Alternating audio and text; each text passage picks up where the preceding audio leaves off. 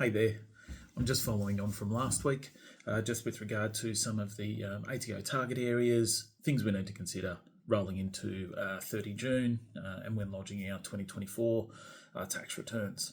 The first thing I suppose that it's worth sort of pointing out, again following on from last week, is that with regard to individual tax return lodgements, the ATO has publicised that they feel there's about an $8 billion with a B dollar shortfall in what individual taxpayers should be paying in tax and what they are actually paying. And they feel there are some sort of quite key areas there where there's a disparity between either what income is being reported versus what should be, and then what expenses are being claimed versus what should be. There are a couple of things that the ATO has sort of pointed out this year as key target areas, but they also have a number of areas that are just continue on and really are, while not being specifically addressed, they are being reviewed quite carefully and heavily, but perhaps have been for a few years at this stage. So I guess some of the things that we need to consider that the ATO is looking at, this crypto area, the reporting thereof. What we're seeing is the cryptocurrency platforms are providing better reporting because the ATO is specifically targeting this area.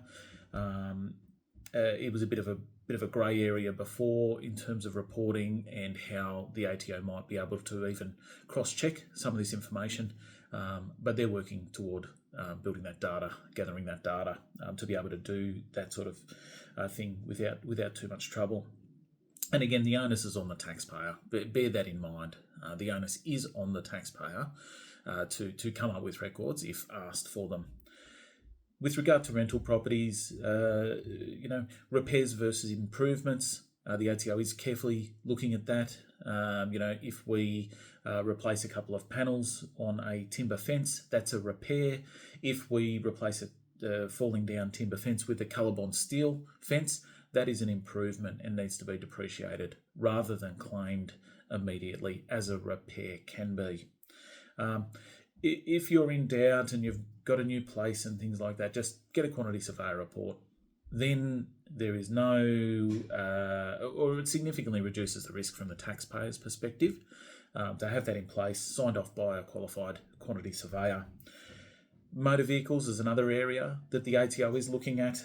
Just bear in mind the luxury car limits that are in place. The luxury car limit is, look, I don't even know what the number is, but it's pathetic. It is not a luxury car. They just haven't increased that over time, and they've done that quite intentionally.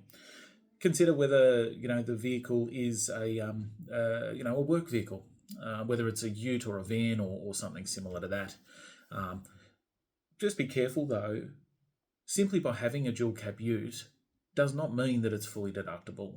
There are some quite specific rules around this, and it is a common misnomer that taxpayers think that because they've got a ute that's got a bit of screenwriting on it, screen printing, sign writing, whatever, that they are able to claim the full thing as a tax deduction.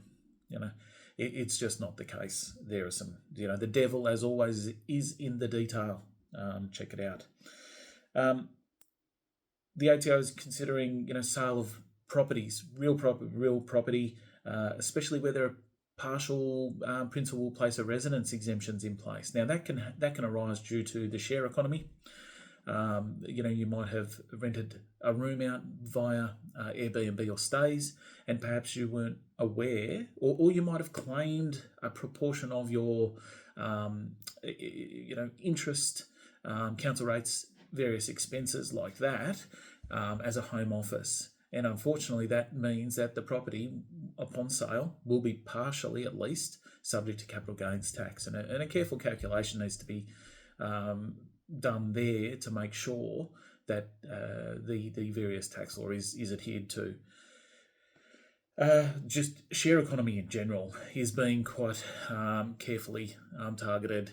The Airbnb and stays are providing information to the ATO. Uber is providing information to the ATO.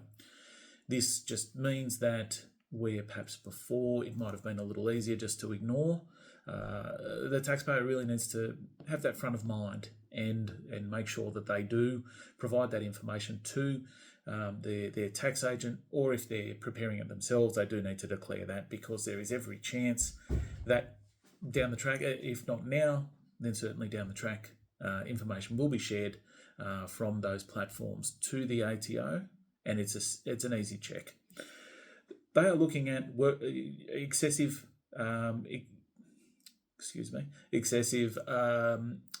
work-related expense deductions, and in particular the work from home area, which obviously, guys, over the past few years, during that COVID period, there was a lot of work from home.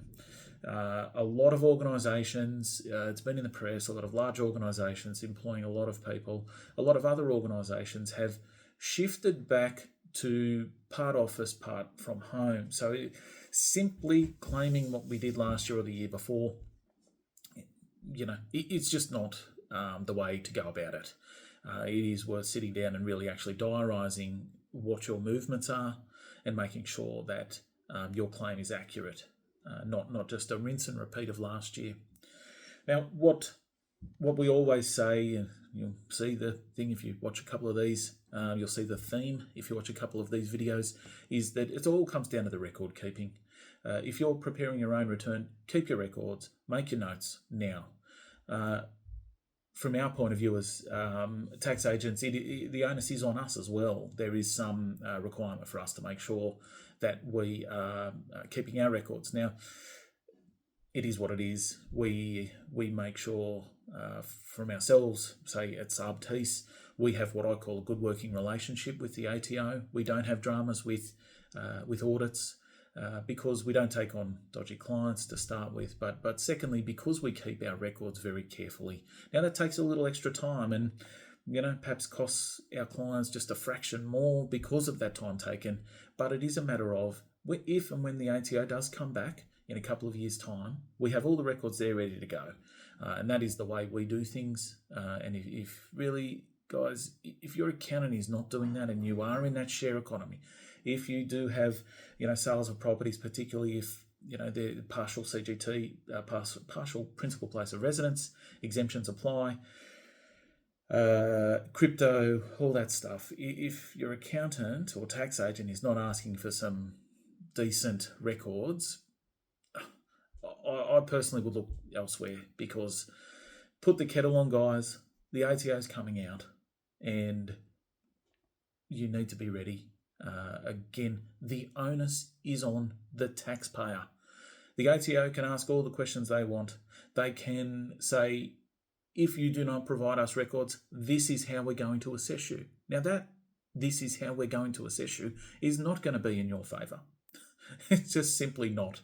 So make sure you have your records in place. That if your tax agent or accountant asks for information, give it to them.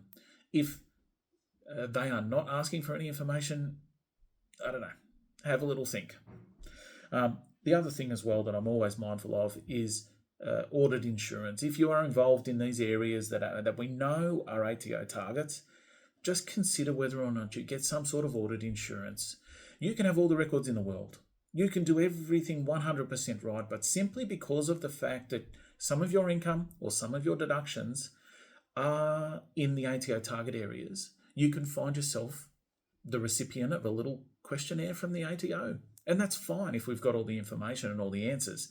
But that doesn't stop us from getting that audit. Again, it can be quite unpleasant to end up with a bill from the tax agent, or if need be, a tax lawyer, when you've done all the right things and you are simply being caught up in the general ATO audit activity. Get that sorted. The other thing as well is, there is the ATO app as well. And guys, I think we'll see over the next 5 years that ATO app will be forced upon us. I think it will simply be a matter of, if you don't use that ATO app, you don't get a claim. So I think that ATO app will be broadened, expanded in terms of the data that it can capture and request of you. And I think within that 5-year period, it will be a matter of, if you do not upload your receipt, if you do not upload your crypto transactions, if you do not upload, repair versus improvement data on your rental property, you simply won't be able to claim a tax deduction. The ATO is moving, and we need to move with it. I'm TC. That's my 2 cents.